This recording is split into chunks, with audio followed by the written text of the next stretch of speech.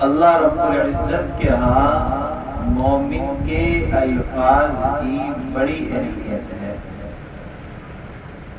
یہی وجہ ہے کہ ایک مرد اور عورت آپس میں اجنبی ہوتے ہیں، ایک دوسرے کے لیے غیر ہوتے ہیں، نامحرم ہوتے ہیں، لیکن آپس میں ایجاب اور قبول کر لیں، زبان سے کلمات کی ادائیگی کر لیں قبولیت والے، تو سب سے دوری والے رشتے کو ختم کر کے ان کے قرب والا رشتہ بن جاتا ہے۔ زبان سے چند کلمے نکلے، وہ رشتہ جو حرام تھا حلال ہو گیا، وہ کام جو ناجائز تھا وہ جائز ہو گیا۔ کیوں؟ مومن کے زبان سے کلمات نکلے۔ تو اللہ رب العزت کے ہاں مومنین کے زبان سے نکلنے والے جملے اور الفاظ کی بہت زیادہ اہمیت ہے۔ ایک مرد اور عورت دونوں میاں بیوی ہیں، دونوں کے بچے ہیں، 10 سال ہو گئے، 15 سال ہو گئے ساتھ رہتے ہوئے، اور سب سے قرب والا رشتہ ہے میاں بیوی کا۔ مرد اور عورت کی لڑائی میں زبان سے طلاق کا جملہ نکل گیا، تو وہ جو سب سے قرب والا رشتہ تھا، ایک جملہ ایک کلمہ نکلنے کی وجہ سے اس کے اندر دوری آ گئی، جدائی آ گئی۔ تو معلوم یہ ہوا کہ اللہ کے ہاں مومن کی زبان سے نکلنے والے کلمات اور جملے اور کلام اور باتیں، ان کی بہت بڑی اہمیت ہے۔ جرمہ صغیر و جرمہ کبیر، زبان کے بارے میں فرمایا کہ اس کا جسم تو بہت چھوٹا ہے لیکن اس کا جرم بہت بڑا ہے، جرم بہت بڑا۔ زبان چھوٹی سی ہے، ایک جملہ نکلتا ہے بہت بڑا فساد ہو جاتا ہے۔ زبان چھوٹی سی ہے، ایک گالی نکلتی ہے بڑی لڑائی کھڑی ہو جاتی ہے۔ زبان چھوٹی سی ہے، ایک جملہ نکلتا ہے گھر جدا ہو جاتے ہیں، ختم ہو جاتے ہیں۔ زبان چھوٹی سی ہے، ایک جملہ نکلتا ہے گھر آباد ہو جاتے ہیں۔ تو اس کا جسم اور وجود تو بہت چھوٹا ہے لیکن اس کا جرم بہت بڑا ہے۔ اس سے صادر ہونے والے افعال اور اعمال وہ بہت بڑے ہیں، وہ بہت بڑے فیصلے ہیں۔ اللہ کے محبوب صلی اللہ علیہ وسلم نے فرمایا، اے ایمان والو، تم مجھے 2 چیزوں کی ضمانت دے دو، میں تمہیں جنت کی ضمانت دیتا ہوں۔ ایک وہ جو تمہارے 2 جبڑوں کے درمیان میں ہے، وہ کیا ہے؟ زبان۔ اور دوسرا وہ جو تمہاری 2 رانوں کے درمیان میں ہے، یعنی تمہاری شرمگاہ۔ اپنی زبان کا استعمال بھی اچھا رکھو، اچھی بات کرو، کلام اللہ کو پڑھو، خیر کی بات کو کرو، گالی نہ دو، بری باتیں نہ کرو، ایک دوسرے کی غیبت نہ کرو، برائی نہ کرو، ایک دوسرے پر طعن تشنیع نہ کرو، یہ غلط کام زبان سے نہ کرو۔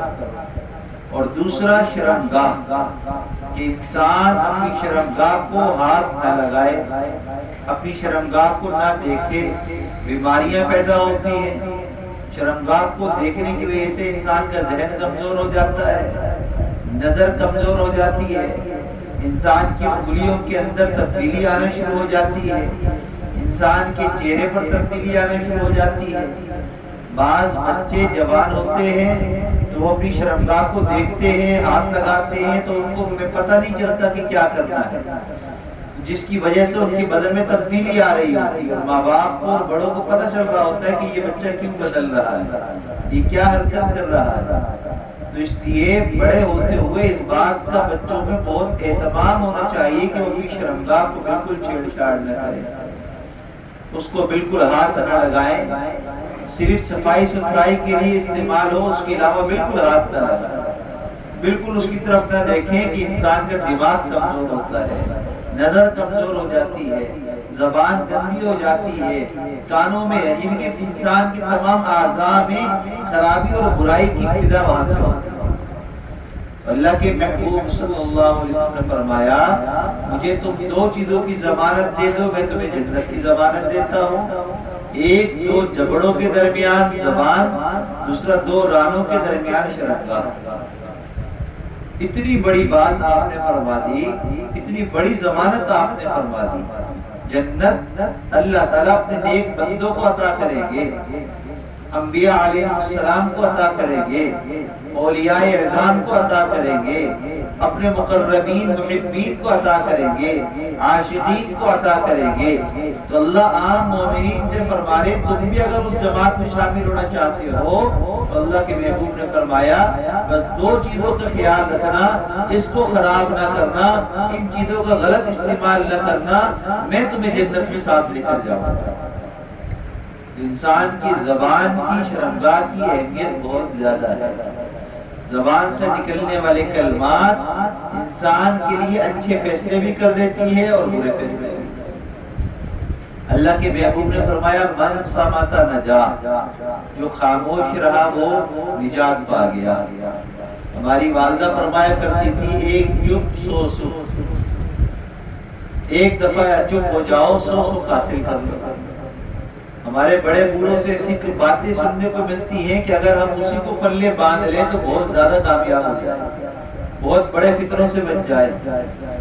خواتین کے لیے بھی خصوصی طور پر اور نوجوانوں کے لیے، مردوں کے لیے بھی عمومی طور پر اس بات میں نصیحت ہے کہ اپنی زبان کو ہم بند رکھیں، اللہ کے محبوب کے اس فرمان پر ہم عمل کریں۔ من صمت نجا، جو خاموش رہا وہ نجات پا گیا۔ کیا مطلب؟ گھر میں کوئی ایسی فساد والی بات ہو گئی، اپنی زبان بند رکھو، نجات پا گئے، جھگڑا ختم۔ آپ کی کسی سے لڑائی ہو رہی ہے، کسی نے آپ کو کچھ برا بھلا کہہ دیا، آپ اپنی زبان بند رکھو، کوئی جواب نہ دو، جھگڑا ختم۔ میاں بیوی کی لڑائی ہو رہی ہے، مرد چپ ہو جائے، اگر مرد بول رہا ہے غصے میں تو عورت چپ ہو جائے، جو چپ ہو جائے گا وہ نجات پا گیا، اتنے فساد سے بچ گیا۔ کتنے ہی ایسے معاملات ہیں جو ہماری زبان سے معمولی باتیں نکل جانے کی وجہ سے بڑی بن جاتی ہیں، بڑے بڑے فساد کھڑے ہو جاتے ہیں، لڑائی جھگڑے شروع ہو جاتے ہیں۔ حضرت علی کرم اللہ وجہہ کا قول ہے المرء تحت لسانہ، انسان اپنی زبان کے نیچے چھپا ہوا ہے۔ کیا مطلب؟ زبان کھلے گی تو پتہ چلے گا کہ اس کے اندر کیا ہے، اس کے اندر کیا ہے۔ ایک بہت بڑے بزرگ گزرے حضرت یحییٰ رحمۃ اللہ علیہ، وہ فرماتے ہیں کہ انسان کی زبان کی مثال چمچے کی ہے اور اس کے بدن کی مثال ہانڈی کی سی ہے۔ ہانڈی میں سے وہی نکلتا ہے جو چمچ سے نکالا جاتا ہے، برتن میں سے کچھ نکالنا ہو تو چمچ استعمال کیا جاتا ہے، تو چمچ اندر کی چیز کو نکالتا ہے۔ وہ بزرگ فرماتے ہیں کہ زبان جو ہے یہ چمچ ہے بدن کی، اندر دل میں، دماغ میں اندر کیا چل رہا ہے زبان سے نکل رہا ہے۔ انسان کی زبان اور گمان انسان کے اندر کا پتہ دیتے ہیں، تو اپنی زبان کو بھی اچھا استعمال کریں اور اپنے گمان کو بھی اچھا رکھیں۔ ہماری زبان ہمارے گمان کے مطابق چلتی ہے، بدگمانی ہوتی ہے تو بری باتیں کسی کے لیے زبان سے نکلتی ہیں، اچھا گمان ہوتا ہے تو زبان سے اچھی باتیں نکلتی ہیں۔ یہ ممکن ہی نہیں ہے کوئی کڑوا کسیلا ہو، بری بات کرنے والا ہو اور اندر سے صاف ستھرا ہو۔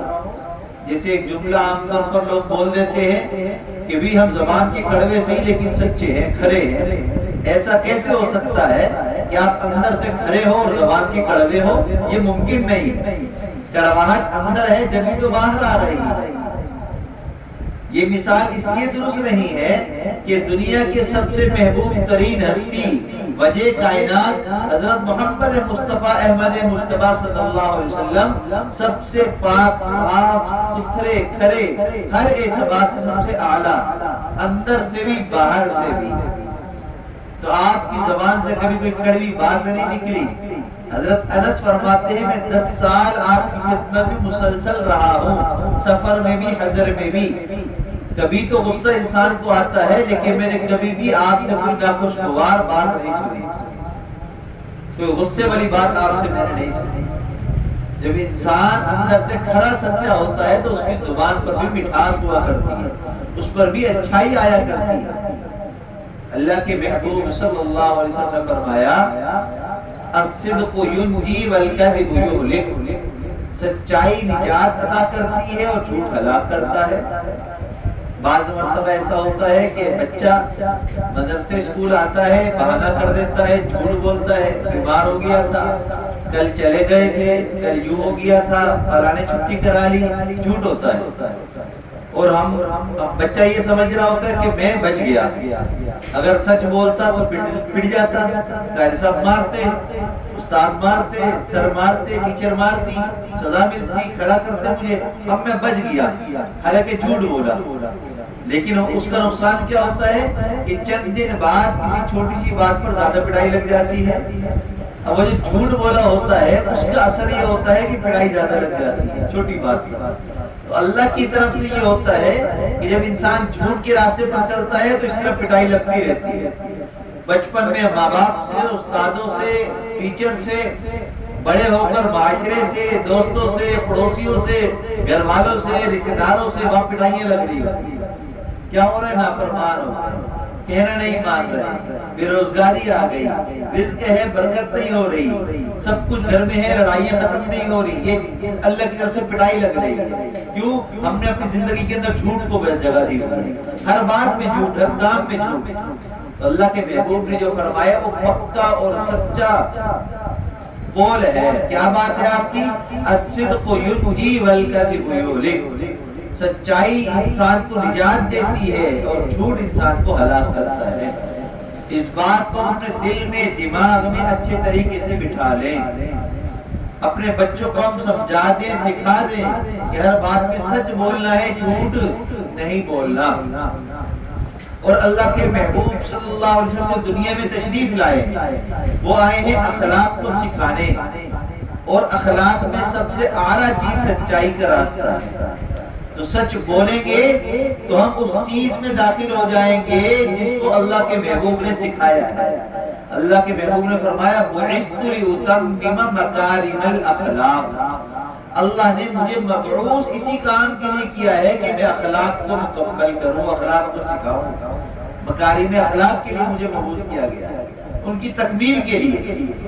اور وہ کیا ہے کہ کوئی اگر حق تلفی کر دے تو اس کو معاف کر دو، کوئی آپ پر زیادتی کر دے، ظلم کر دے، اس کو معاف کر دو، اپنی طرف سے دوسرے کا حق ادا کرو، دوسرے کی حق طرف سے کوتاہی ہو جائے تو اس کو نظر انداز کر دو، اپنا حق لینے میں ظلم نہ کرو، اپنا حق مانگنے کے اندر بد کلامی نہ کرو، اپنا حق لینے میں چھینا جھپٹی نہ کرو، اپنا حق دوسروں پر چھوڑنے میں کوئی بات نہیں، لیکن دوسروں کا حق کبھی نہ مارو۔ یہ ہے اخلاق، یہ ہے اچھی بات، یہ ہے وہ زندگی جو اللہ کے محبوب صلی اللہ علیہ وسلم نے ہمیں سکھلائی ہے، صحابہ کی تربیت فرمائی ہے۔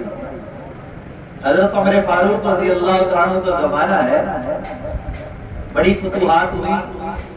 ایک جنگ کے موقع پر ایک علاقے کا بڑا شہزادہ وہ گرفتار ہو گیا۔ شہزادہ تھا، اپنے ملک کا، اپنے علاقے کا بڑا تھا، تو اس کو ایسے ہی نہیں مارا، اس کو لے کر آ گیا امیر المومنین کے پاس۔ جو مجاہدین تھے، صحابہ کرام تھے، وہ آپ کے پاس لے کر آئے، پیش کر دیا۔ اور آپ کو پتہ ہے کہ اس نے بڑا نقصان پہنچایا ہے مسلمانوں، کئی مسلمان شہید ہوئے ہیں اس کے ساتھ جنگ کرنے میں، اور یہ بڑا بہادر ہے۔ تو فیصلہ ہوا کہ اس کو قتل کر دیا جائے، اس کا سر قلم کر دیا جائے۔ مجمع ہے، جماعت بیٹھی ہے، فیصلہ ہو گیا قتل کرنے کا۔ تو وہ ڈر رہا ہے، کانپ رہا ہے۔ تو آپ نے اس سے پوچھا کہ بھی کیا بات ہے، ڈرتے کیوں ہو؟ کہا کہ مجھے پانی پینا ہے۔ پانی پیش کیا گیا پیالے میں، پانی پیتا نہیں ہے، ہاتھ میں پکڑا ہے، ہاتھ کانپ رہے ہیں، ڈر رہا ہے، یہ پیتے کیوں نہیں ہو؟ کہا کہ مجھے ڈر ہے اس بات کا کہ میں جیسے ہی پانی پینے لگوں گا آپ کا جلاد میرا سر قلم کر دے گا۔ تو آپ نے فرمایا کہ نہیں، میں آپ سے وعدہ کرتا ہوں کہ جب تک آپ پانی نہیں پی لو گے آپ کا سر قلم نہیں ہوگا۔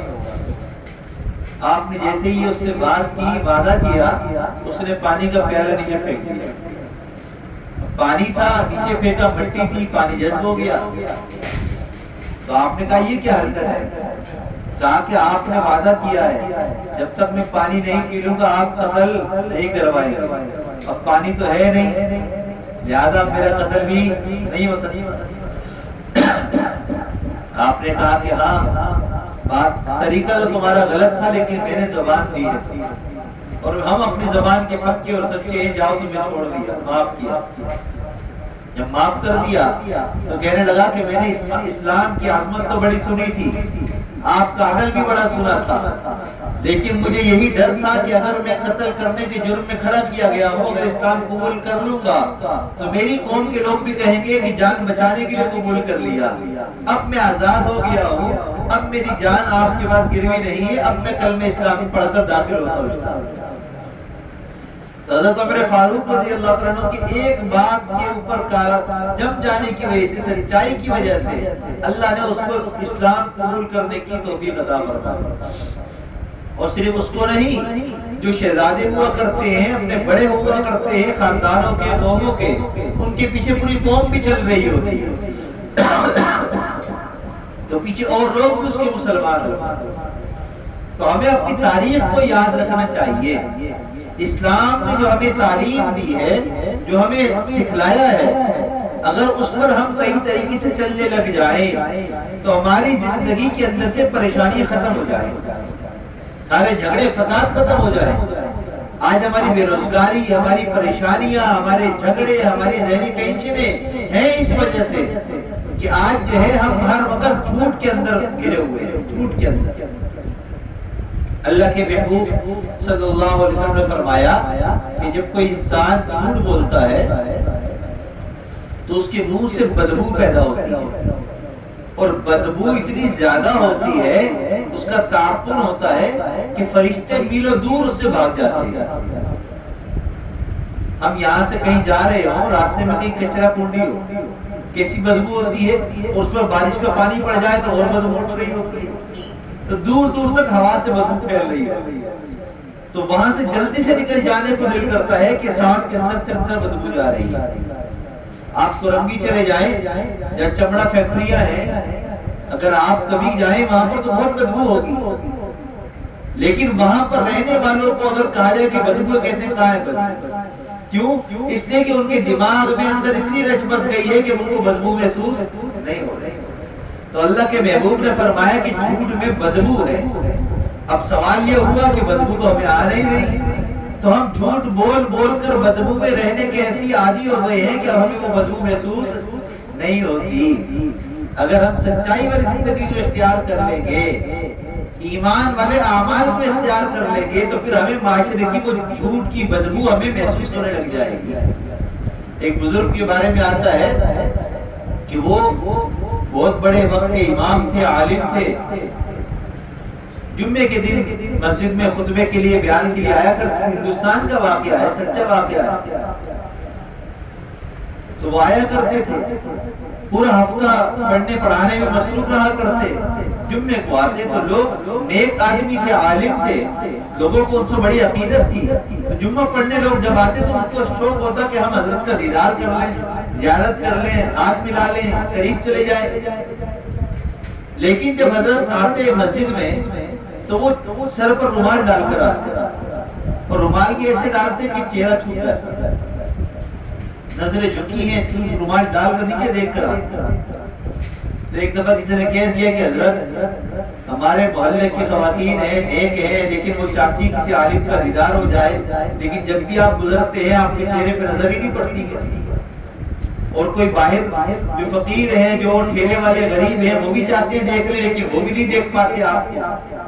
کیا ہی اچھا ہو کہ آپ تھوڑا سا چہرہ اپنا ظاہر کر دیں، نظریں اوپر کر لیں۔ تو جس نے یہ کہا تھا اس کے اوپر اپنا رومال ڈال دیا، جیسے اس کے سر پر رومال ڈالا تو اس کو پورے بازار کے اندر کوئی کتا نظر آتا ہے، کوئی بلی نظر آتا ہے، مختلف جانور نظر آنے لگے۔ وہ غش کھا کر گر گیا، حضرت نے اپنا رومال لیا، اپنے سر پر ڈالا، جب وہ ہوش میں آیا پوچھنے لگا حضرت یہ کیا ماجرا ہے؟ کہا کہ بس اللہ کی طرف سے ہے، اللہ نے مجھ پر نیکی کا اثر ایسا ڈالا کہ اب لوگ کوئی جھوٹ بولتا ہے تو اس کا چہرہ بدلا ہوا مجھے وہ نظر آ جاتا ہے۔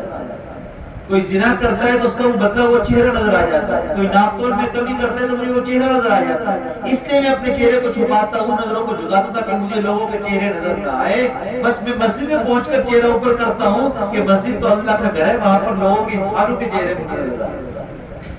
تو جب انسان نیک بن جاتا ہے، نیکی کے راستے پر چلتا ہے، سچائی کے راستے پر چلتا ہے، تو اللہ تعالیٰ پھر اس کو معاشرے کے اندر سے برائیاں بھی دکھانا شروع کر دیتے ہیں۔ تو اس لیے ہم یہ نہ سمجھیں کہ جھوٹ بولتے تو کوئی اثر نہیں ہوتا، جھوٹ بولنے کی برائی بہت زیادہ ہے، لیکن اتنی ہو چکی ہے گھر گھر میں کہ ہمیں کہیں برائی نظر ہی نہیں آتی۔ ہندوستان کاندھلا کا واقعہ ہے، وہاں ایک زمین پر جھگڑا ہو گیا اور اس بات پر ہو گیا کہ دو بندے تھے، ایک کہنے لگا میری جگہ ہے، دوسرے کہنے لگا میری جگہ ہے۔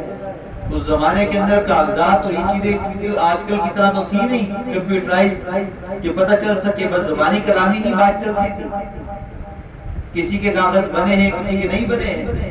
انگریز کا زمانہ تھا، انگریز کی عدالتیں ہوا کرتی تھی ہندوستان میں۔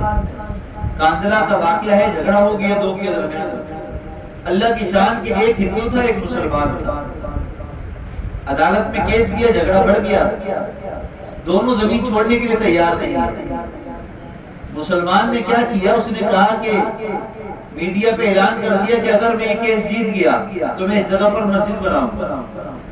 مذہب کارڈ کھیلا، جیسے آج کل ہمارے یہاں ہوتا ہے مذہب کارڈ کھیلا جاتا ہے، تھوڑا سا اسلامی ٹیکس دے دیا جاتا ہے ہر بات کے اندر، اپنی سیاست کے اندر، اپنے مقالات کے اندر۔ اسلامی ٹیکس کا نام اسلام نہیں ہے، اسلام کی مکمل تعلیم پر عمل کرنے کا نام اسلام ہے۔ اسلام تو امن کا درس دیتا ہے، اسلام تو فرما برداری والا دین ہے۔ تو اس نے یہ اعلان کر دیا، ہندو نے بھی اعلان کر دیا، ہندو نے کہا کہ اگر میں کیس جیت گیا تو میں مندر بناؤں گا۔ اب یہ ان کی آپس کی لڑائی سے زیادہ مذہب کی جنگ بن گئی۔ اب ادھر مسلمان ادھر ہندو آمنے سامنے ہو گئے اور کہنے لگے آپس میں کہ اب ہم جیتیں گے کیس، ہم جیتیں گے، نعرے بازیاں شروع ہو گئی، وہ کیس کچھ اور بن گیا۔ انگریز جج بڑا پریشان ہوا کہ کیا فیصلہ کروں، کہ ادھر مسلمانوں کے حق میں کرتا ہوں اس بندے کے حق میں تو مسلمان جیتیں گے تو پھر ہندو سارے حملہ کر دیں گے، اور اگر ہندو کے حق میں کرتا ہوں تو مسلمان حملہ کر دیں گے، تو کہاں جائے۔ تو اس کو کسی نے عدالت میں کہا کہ علاقے کی جو جامع مسجد ہے وہاں کے جو امام صاحب ہیں نا وہ بڑے ایماندار ہیں، اگر ان کی گواہی لے لی جائے تو ہندو اور مسلمان دونوں ٹھنڈے ہو جائیں گے، دونوں ان کی بات مانیں۔ اب اس کو جب یہ بات پتہ چلی تو اس نے عدالت کے اندر یہ جج نے بات کہی کہ اگر فلاں فلاں جو مفتی الہی بخش کاندھلوی رحمۃ اللہ علیہ کہ اگر ان کو بلا لیا جائے تو کیا آپ لوگ راضی ہیں؟ مسلمان تو فوراً خوش ہو گئے کہ ہاں مسلمان ہے تو ہمارے حق میں دیں گے، بات کریں گے۔ کہا کہ ہاں ہندو تھا، ہندو کو ان کے اوپر بڑا یقین تھا کہ یہ مفتی صاحب بڑے سچے ہیں، یہ جھوٹ نہیں بولتے۔ اس نے کہا کہ ہاں میں بھی ان کی بات ماننے کے لیے تیار ہوں۔ اگلی پیشی پر مفتی صاحب کو بلا لیا گیا عدالت میں۔ جب وہ کٹگڑے میں آئے ان سے سوال جواب ہوئے تو انگریز جج نے ان سے پوچھا زمین کے متعلق، کہا کہ ہاں جھگڑا تو ان کا چل رہا ہے کافی ٹائم سے، لیکن بات یہ ہے کہ مجھے اتنا عرصہ ہو گیا اس علاقے کے اندر، اور جب سے میں اس علاقے میں ہوں تو ہمارے علم میں تو یہی بات ہے کہ یہ زمین اس ہندو کی ہے، مسلمان کی نہیں، اس کا دعویٰ صحیح نہیں۔ جب ان کی گواہی ہندو کے حق میں آئی مسلمان حیران پریشان ہوئے، یہ کیا ماجرا ہے؟ لیکن اللہ کی شان، ہندو نے اپنا فیصلہ لکھا، انگریز نے اپنا فیصلہ لکھا، اور فیصلہ کیا لکھا؟ انگریز نے جج نے فیصلہ یہ لکھا کہ آج مسلمان کیس ہار گئے لیکن اسلام جیت گیا، اسلام جیت گیا، اس لیے کہ انہوں نے اسلام کی تعلیم کے اوپر عمل کیا، سچ بولا۔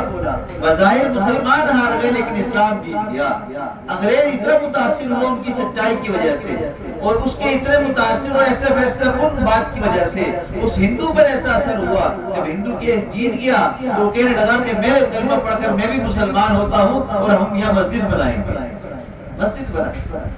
جب ایک مسلمان اپنے ایمان پر، اعمال صالحہ پر جم جاتا ہے، سچائی کے راستے پر آتا ہے، تو اللہ اس کی برکت سے کافروں کو بھی اسلام کی توفیق عطا فرماتے ہیں۔ اللہ ہم سب کو اپنے دین پر صحیح عمل کی توفیق عطا فرمائے۔ وآخر